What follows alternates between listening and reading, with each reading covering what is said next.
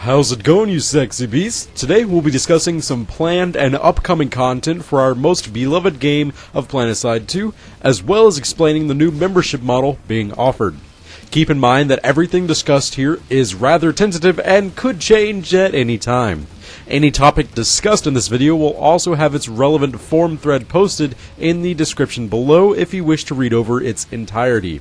With that in mind, let's go ahead and jump into the first topic of today, that being the new membership changes. Alright, so if you may or may not frequent the Reddit threads or have gotten an email from SOE themselves in regards to membership changes, then you may be in the dark about what's coming down the pipe. As it stands, if you are a member, you'll gain a deposit of 500 station cash every month in your account, which you can use on any game of SOE's library that uses said currency. Apparently, stocking this up to purchase any item of your choosing wasn't in SOE's best interest.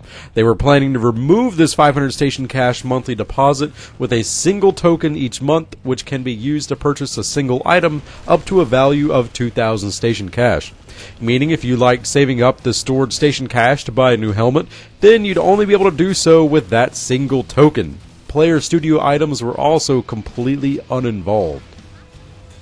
After an uproar from the fans with this new change, John Smedley took to Reddit, bypassing the official forums as usual, and stated that there's going to be some more changes, but more in the favor of the player base. An all-access subscription is going to be offered at $14.99 a month and will yield a membership bonus for every single game in their library. So being a member for Planetside 2 will also make you a member in EverQuest, and so on. The 500 station cash monthly deposit is still going to remain the same, but you'll have to claim it each month instead of it being an automated deposit. No more news has been stated on this, so hopefully it can be done in-game with the notification to claim it. Also, being a member now has a 10% discount on all marketplaces, whether it's the Depot in Planetside 2 or the cash shop in the EverQuest titles. There is no other information that has been posted on this, such as when this is actually going to be implemented or anything of that matter, so it's still up in the air. And enough of the membership stuff, let's go ahead and talk about the very vague patch information that is coming to us soon. What has been teased for us so far is the upcoming Empire-specific fighter revamp and additions, which should help out the air game a ton. The first big part I mentioned is the change to afterburners and the external fuel tanks. Afterburner regeneration is going to be lowered by about 15%, but the external fuel tanks, when equipped, will negate this. Also, these fuel tanks will have their own certification tree, which will allow for players to better improve both the capacity and regeneration rate through spent certification points. Engaging afterburners while in a state of hovering will have a higher initial fuel cost as opposed to engaging afterburners while flying. I think this is to help hammer down the use of the reverse maneuver even further, since you practically have to bring your craft to a halt in order to perform the maneuver properly. Having an increased afterburner fuel cost in order to perform it may be rather detrimental for defensive flying, but we shall see. ESFs are also getting 3 new common pool weapons, which I've covered 2 of these before, but the third is a rather new one.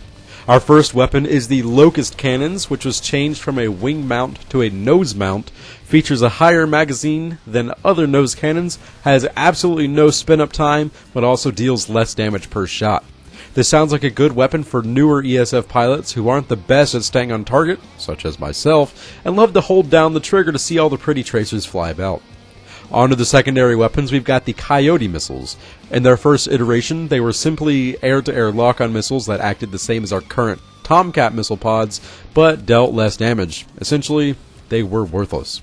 The new implementation makes the Coyote missiles act as a close-range, heat-seeking warhead that does not require a standard lock-on.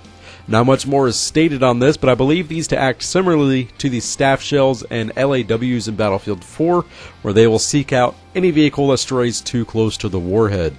These missiles could be either overpowered as hell, or could just end up being completely worthless. If you've been keeping track of the air game and hints at what is to come, then I'm sure you're more than aware of the mass drivers. If you've never heard or seen them before, check them out in my upcoming content video back in August, where I showcase how unbelievably destructive they were. Anyway, these have been replaced with guided missiles that seem to be rather interesting in their performance. These missiles are not a fire and forget system, meaning the pilot will need to have their target constantly in their crosshair in order to have a missile land where desired. Dealing a lot more damage than standard rocket pods, these will help pilots deal with both ground and air targets from a distance. Big downside, though, is these are countered by flares, stealth, and even infrared smoke if tanks ever run that.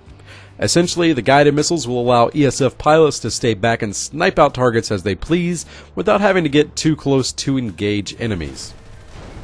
In order to help newer players into the flight scene, a new certification line is going to be implemented for either the utility or the defensive slot for their ESFs.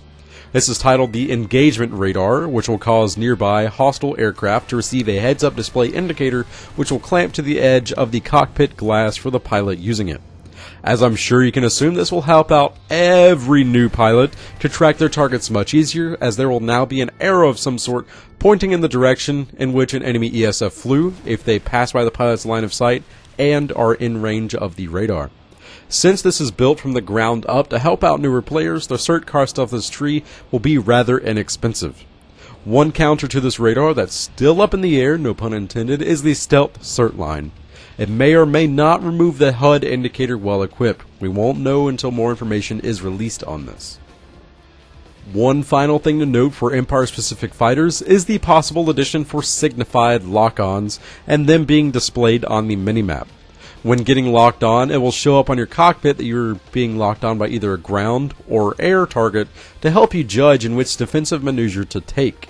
Once a lock has been achieved and the warhead is in flight, it will now display in the minimap for the locked on pilot. Other than being freaking awesome, it will help out a lot with using the environment to disengage a locked on rocket or to better judge from where the rocket was launched.